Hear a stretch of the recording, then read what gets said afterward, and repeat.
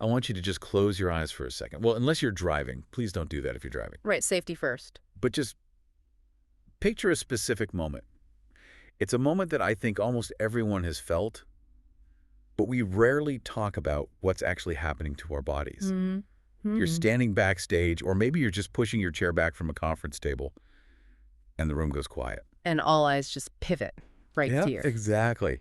And that's when your body just completely betrays you. It's the physiological hijack. It is instantaneous. It really is. Your heart isn't just beating. Yeah. It's like performing a drum solo against your ribs. Your palms get all slick. Oh, yeah, the sweaty palms. And your mouth feels like it's full of sawdust. It's the fight or flight response just kicking in, dumping all this adrenaline into your system at the exact moment you need to be calm. It's a total betrayal of your own biology.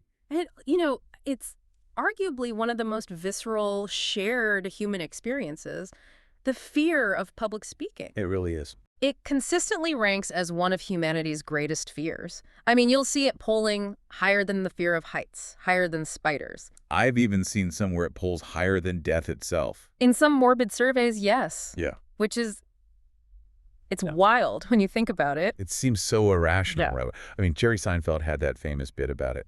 At a funeral, most people would rather be the guy in the coffin than the one giving the eulogy. That's the one. And it's funny because it's true. But here's the tension, and this is really why we're here today.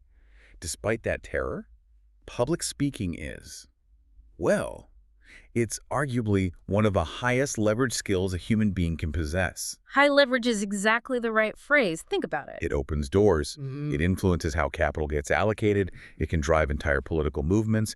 It can literally change a career trajectory overnight. So you've got this massive, massive asset that is guarded by this huge biological fear. Yes. And that is precisely why we're doing this deep dive. We're going to be unpacking a manual that has absolutely stood the test of time. We're looking at the art of public speaking. And this isn't just some modern blog post, a quick listicle. No. This is the foundational text by the legendary Dale Carnegie, the same mind behind How to Win Friends and Influence People, and Joseph Burke Essenwein.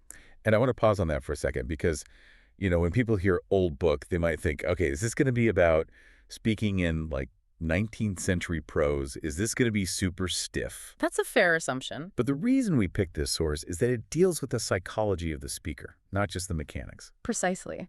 What fascinates me about this book and all the material we've gathered around it is that it really transcends stand here, gesture like this. It's deeply psychological. How so? Well, the core philosophy is that the art of persuasion, it lies not in perfection, which is what we all stress about, Oh, totally. but in connection and authenticity. That is a huge relief to hear, honestly, because I think we all have this preconceived notion, maybe from watching movies or seeing politicians, that to be a great speaker, you have to be this polished, robotic, perfect orator. The golden voice. Yeah, the golden voice that never stumbles, never says, Exactly. And the mission for this deep dive is to completely dismantle that myth. The myth that great speakers are born, not made. Okay, I'm ready. We're going to walk through the architecture of a great speech, from the internal mindset you need before you even open your mouth, all the way to the external delivery. So let's start right there with that born orator myth. Because I feel like when we watch the greats, the TED Talkers, the CEOs, the Winston Churchills, it feels like they came out of the womb holding a microphone. It does. It feels like a genetic trait, like eye color. You either have it or you don't. Right. It certainly seems that way from the audience's perspective. It just looks like magic. But the historical record tells a completely different and, frankly, a much more encouraging story. Oh, good. The source material gives us some incredible evidence on this. Legendary struggles. Let's take Daniel Webster. The American statesman, right? That's him. In the history of American oratory, he's renowned for his power, his presence, a titan of the Senate, but his first public appearance. Let me guess, not great. It was a catastrophe. Define catastrophe. Yeah. Did he just stutter a bit? Forget a line. It was worse. He stood up, looked at the crowd, and his mind just went completely blank. Oh, no. The fear paralyzed him. He was so overwhelmed by anxiety that he couldn't even finish his speech. He had to sit down in the middle of it. In silence. In silence while everyone just watched. Wow. That's actually painful to even visualize. That is the nightmare scenario we all play in our heads at 3 a.m. It is the nightmare scenario, but it didn't stop him. And you know what? He wasn't alone. Gladstone, the famous British Prime Minister, a man who dominated Parliament. Right. He battled self-consciousness frequently. Hmm. Henry Ward Beecher, a preacher who spoke to thousands, experienced nervousness even at the absolute height of his career. Wait a second. So if these guys are at the absolute top of their game and they're still nervous, does that mean the nervousness just, it doesn't actually go away? That is the key takeaway here. That's the secret. Nervousness isn't a sign of failure. It's a shared experience among the greats. So what's the difference? The difference isn't that they don't feel fear. It's what they do with it. They metabolize it differently. They see that racing heart as a battery pack, not as a stop sign. Okay, so if they're not born with it and they're still scared, Yeah. how do they get to that level of mastery? How do you go from sitting down in shame like Webster to commanding a room? Well, let's look at what we can call the Lincoln method. The source material dives deep into how Abraham Lincoln prepared for his speeches. Ah, Lincoln.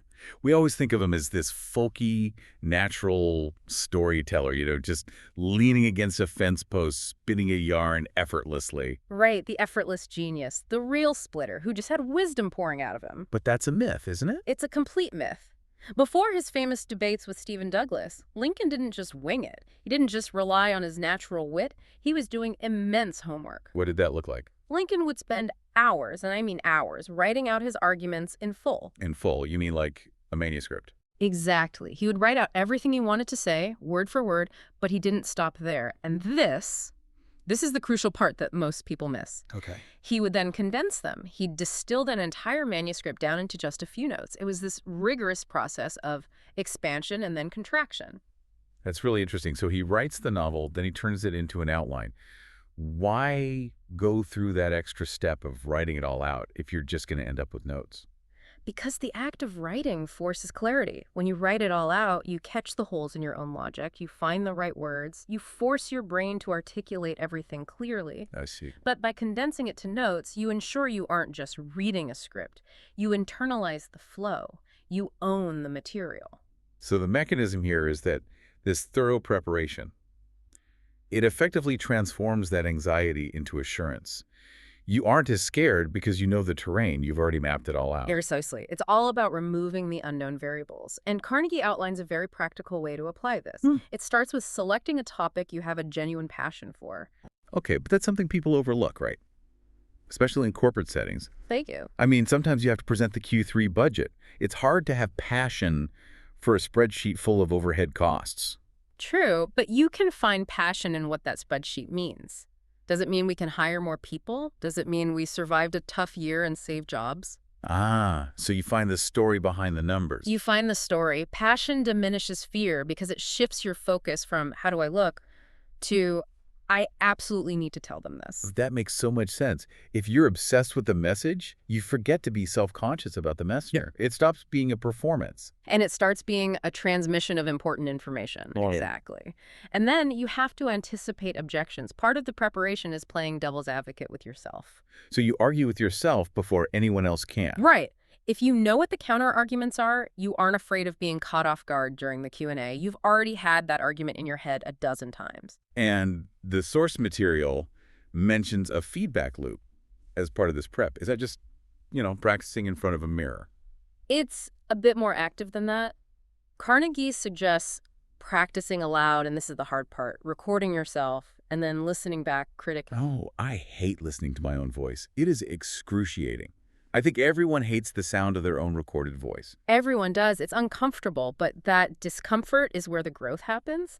You have to be your own toughest critic. You listen for your pacing, for clarity. And that's where you catch all the ums and ahs. You catch the ums, the ahs, the places where you start to ramble and you realize, wow, I spent 5 minutes on that intro and, nobody cares. So it's like the editing room floor for your speech, but before you actually give it. Exactly. You do the cutting beforehand. Okay, so we've done the prep. We've channeled Lincoln, we've written it out, condensed it, recorded ourselves, we're ready. But let's talk about the content itself, because you can be the most confident person in the room, but if your message is a total mess, nobody is going to listen. This is where we transition to what I like to call the Churchill principle.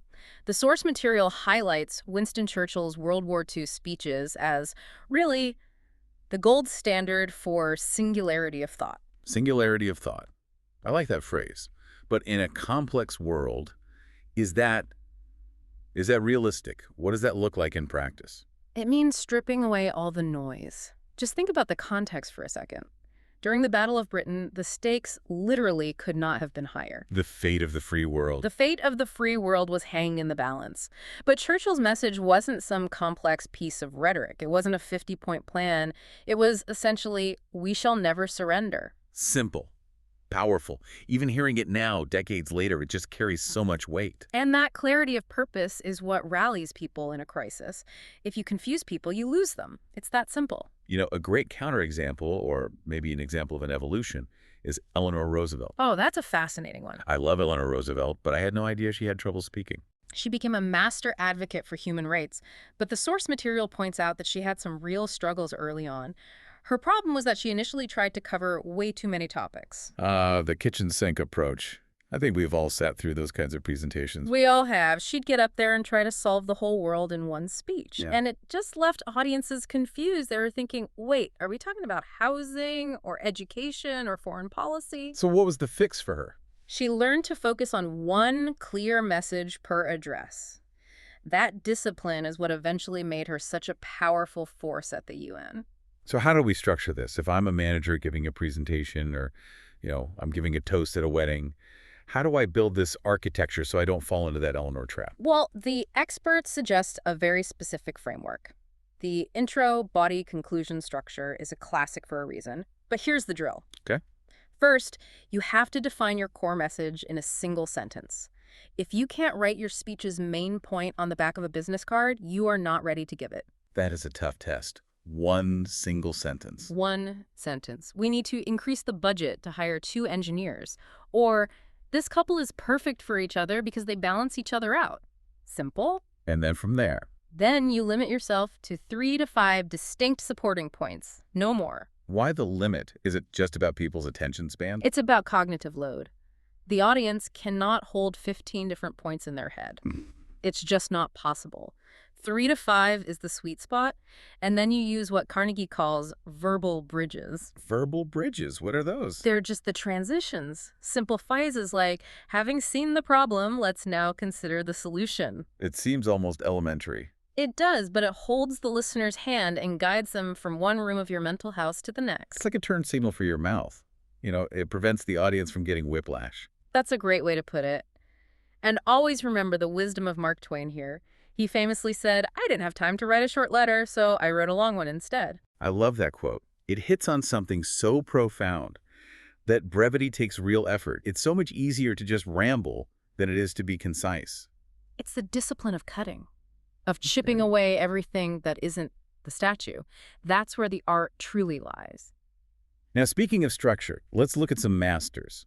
The source material gives us 2 incredible case studies on how to structure a narrative arc. First up, Martin Luther King Jr. and the I Have a Dream speech. An absolute masterpiece of structure. Most people, they just remember the dream part at the end. That's the clip we always see on the news. Right, that's the part everyone knows. But if you actually look at the architecture of that speech, it had this calculated emotional progression. It started with the problem. He talked about the bad check, the unfulfilled promises, the grim reality of that present day. So he anchored people in the pain of the now. He didn't start with the dream. He started with the nightmare. Exactly. And then, step by step, it built toward a vision of the future. It's that incredible contrast. Here's where we are, and here's where we could be. It creates a gap in the listener's mind, doesn't it? Mm. And the human brain just instinctively wants to close that gap. That's the tension that pulls them in. If he had just started with the dream, it might have felt like a fantasy. But because he started with the cold, hard reality, the dream felt like an achievable solution. And then we have a totally different example. From civil rights to consumer electronics. Steve Jobs, the 2007 iPhone launch. It's a different kind of preaching, but it's preaching nonetheless. He used the rule of 3 so brilliantly. I remember watching it live. He gets on stage and he says he's introducing 3 revolutionary new products. Right. An iPod, a phone, and an internet communicator. And he keeps repeating it. An iPod, a phone, an internet communicator. He's making the audience think they're getting 3 separate devices. He's building that expectation, letting them try to solve the puzzle in their heads. And then comes the prestige, the big reveal. They're all one device. They're all one device. It was a classic bait and switch, but it created this immense suspense and then this moment of absolute clarity. If he had just walked out and said, here's a smartphone, it does 3 things, it wouldn't have landed with nearly the same impact. The structure itself created the excitement. It was storytelling. He made the audience participate in the discovery. Absolutely. And just a quick note on visual aids, because Jobs was the king of the simple slide.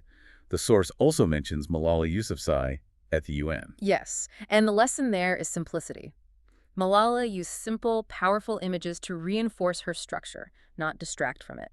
Your visual aid should be an anchor, not a script. Oh, that's a huge pet peeve of mine. It should be everyone's. Yeah. If you are just reading your slides to the audience, you are useless to them. You might as well just email them the deck and save everybody an hour.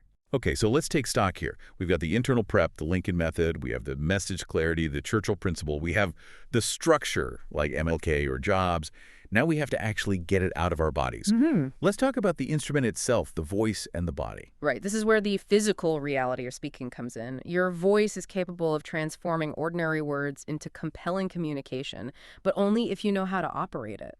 Most of us just use our default talking voice, which is fine for ordering coffee, but it's not great for a speech. The source mentions William Jennings Bryan. He was a powerhouse in American politics, late 19th, early 20th centuries. And he had this technique called the whisper to crescendo. It's a brilliant dynamic tool. Bryan would lower his voice almost to a whisper to draw people in. Just think about the physics of that for a second. Okay. If I start whispering, what do you have to do? You have to lean forward. You have to stop rustling your papers. You have to pay closer attention just to hear me. It creates instant intimacy. It forces engagement. It makes the audience work for it just a little bit. And then, once he had them right in the palm of his hand, he would build to this huge crescendo to energize them. It's like music, isn't it? You can't just be at fortissimo the whole time. You'll just wear people out. Precisely. Monotone is the enemy of engagement, whether it's loud monotone or quiet monotone. And if we look at someone like Margaret Thatcher, we can see that the voice is malleable. It can be changed. Her story is fascinating. I didn't realize she was criticized for her voice so much early on. She was heavily. Early in her career, her voice was often described as shrill. And in the context of British politics at that time, which was obviously very male-dominated, it undermined her authority. So what did she do? She worked with coaches. She literally trained her voice. She learned to lower her register, to slow her pace. It wasn't about changing who she was, but about tuning her instrument to project more authority. So for you listening, someone who wants to try this, what are the actual techniques? Are we just talking about trying to talk in a lower voice? Because that can sound really fake. It all starts with the breath, diaphragmatic breathing. Okay, the belly breathing. That's it. If you put your hand on your abdomen, right over your belly button, it should move out when you breathe in. Most of us, when we get nervous, we breathe from our chest, these shallow, rapid breaths. Right. And that makes your voice sound thin and shaky because you're constantly running out of air. You need that deep support from your diaphragm. That's a great actionable tip. And it also physically calms you down. It does. And then there's the silence. It's a strategic pause. The strategic pause. Franklin D. Roosevelt was the absolute master of this with his fireside chats. He used silence to let ideas sink in. It creates a conversational rhythm.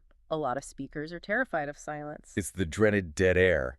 We're trained to hate it in broadcasting. But the power is so often in the pause. It creates weight.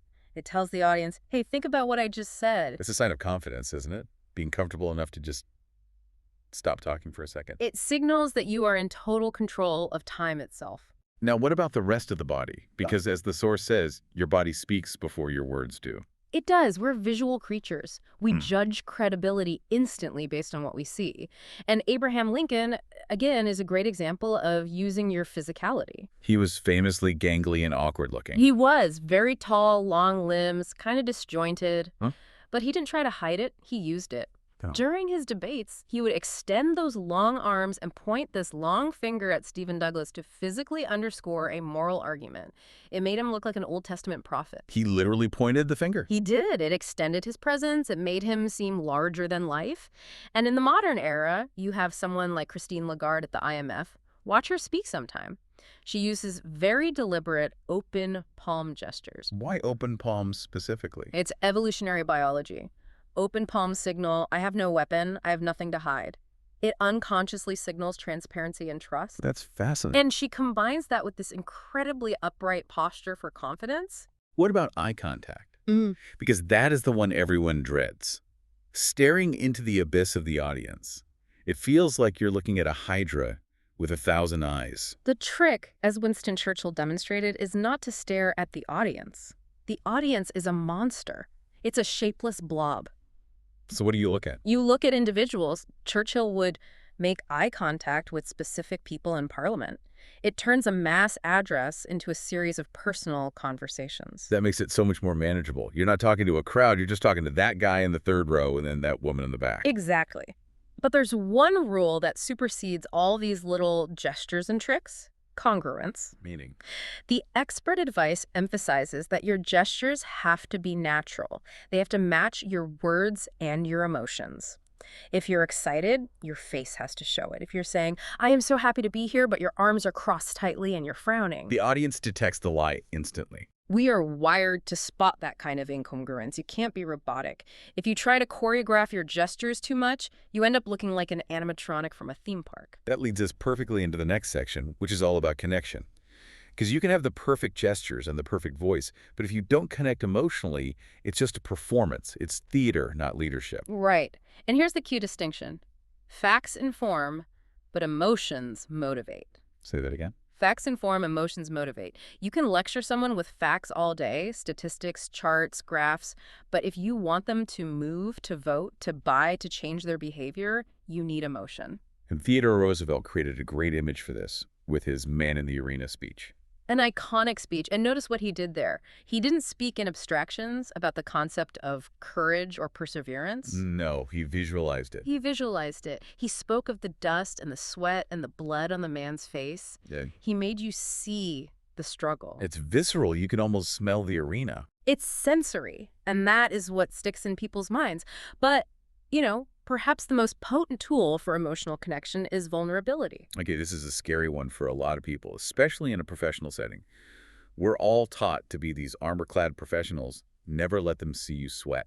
It's so counterintuitive, I know, but look at Oprah Winfrey's 2018 Golden Globes speech. Incredible stuff. She didn't start with a lecture on industry politics or a resume of her achievements. She started with a personal story about sitting on a linoleum floor as a little girl, watching Sidney Poitier win an award. That one specific detail, the linoleum floor, it puts you right there in the room with her. It makes her human, not a billionaire media mogul. It completely bridges the gap between the speaker and the listener. And Sheryl Sandberg does this too, sharing personal career stories and her own struggles to discuss gender equality. So that's the takeaway. The takeaway is that audiences can detect insincerity from a mile away, but they respond to genuine vulnerability. You have to find that common ground. You have to show that you care about the listener's needs, not just your own ego. Okay, so let's look at the whole picture here. We have built this incredible speech. We've structured it perfectly. We're ready to deliver it with emotion and vulnerability. But we are still terrified. The fear comes back. It always does. So let's circle all the way back to that fear we talked about in the intro. Can we ever truly get rid of it? The short answer is no. But the longer, much better answer is that you don't need to eliminate fear. You need to transform it. This is a massive cognitive shift. How does that even work? Is this just, fake it till you make it? No, it's not faking it. It's biology. Think about the physiology again. When you are terrified, what happens? Your heart races, your hands sweat, you're hyper alert. Like the hijack. Now think about when you are incredibly excited. Maybe you're about to ride a roller coaster or meet one of your heroes. What happens? Heart races. Hands sweat. Hyper alert. Exactly. The body doesn't know the difference. The physical symptoms are identical. The only difference is the label your brain puts on it. So it's just an interpretation game. It is. The strategy is to mentally relabel "I am afraid" to "I am excited." You tell yourself, my body is getting ready to perform. This is good. That sounds almost too simple to actually work. But I guess it changes your relationship with the feeling. Instead of trying to suppress all that energy, which is impossible, you surf on top of it. You turn the energy from a roadblock into rocket fuel. Mark Twain is a perfect example here. He was so terrified before his first lecture that he considered fleeing the venue. Mark Twain. The wittiest man in history was scared. The very same. He literally wanted to run away, but he stayed. And he realized that once he started talking, the fear actually heightened his performance. It gave him an edge, a sharpness that he wouldn't have had if he was totally relaxed. And we have a more modern example with Warren Buffett. I love this story because you think of Buffett as this unflappable finance god, but he was terrified of public speaking. Terrified, to the point where he would physically get ill, and he explicitly credits his Dale Carnegie course for changing his entire life. He still talks about it. He has the diploma hanging in his office. Not his college degree from Columbia, but his public speaking certificate. He calls it the most important degree I have. That is saying something. And he used visualization. Rehearsing success in your mind actually creates neural pathways for confidence. If you visualize yourself succeeding over and over again, your brain starts to believe it's possible. And I think the final piece of this fear puzzle is something we touched on earlier, the idea of service. Service over self. This is the ultimate anxiety cure. As long as your focus is on, how do I look? Am I smart enough? Do they like me? Men, you will be anxious because your ego is on the line. Of course. But the moment you shift your focus to, how can I help this audience? What value can I possibly give them? The spotlight shifts off of you. You become the messenger, not the main event. Exactly. And the messenger doesn't need to be perfect. They just need to deliver the message. So, as we wrap this all up, there's this one great analogy from the book that I think just perfectly captures the whole journey of overcoming this fear. It's about the horse and the train. Ah, yes. It's the best quote from the source material, I think. It's all about exposure. It asks a simple question. Why is a horse grazing way out in the backwoods terrified of a train, while a horse grazing right near the tracks completely ignores it? It's the exposure. It's the exposure. The horse near the tracks is used to it. The noise hasn't killed him yet, so he stops fearing it. The lesson is that you cannot learn to swim without getting wet. Right. You cannot overcome stage fright by reading a treatise or, frankly, just by listening to this deep dive about it. You have to plunge in. You have to get wet. You have to get wet. You have to be the one to raise your hand in the meeting. You have to volunteer to give the toast. So, to synthesize everything we've covered here, great speakers aren't born. They're made through that Lincoln method of preparation, the writing and condensing. You need the clarity of Churchill, that singularity of thought. You have to structure your narrative like MLK or Steve Jobs. You've got to tune your instrument like Thatcher and connect emotionally like Oprah. And then finally, you have to take all that fear and relabel it as excitement. That is the roadmap. Preparation builds confidence, clarity creates impact, emotion inspires action, and fear becomes your energy. And if we connect this to the bigger picture, every speech, every presentation, every toast, it's really an invitation. An invitation to what? It's an invitation to change minds, to spark action, or sometimes just to make someone feel understood for a few minutes. That's a powerful thought. It's not about you at all. It's about what you can do for them. So for you listening right now, maybe you have a presentation coming up or a wedding speech, or maybe you've just been avoiding speaking up in meetings because your heart starts that drum solo. Find your next plunge opportunity. Don't wait until you feel ready. You get ready by doing it. Get in the water. Thanks for diving in with us today. It's been a pleasure.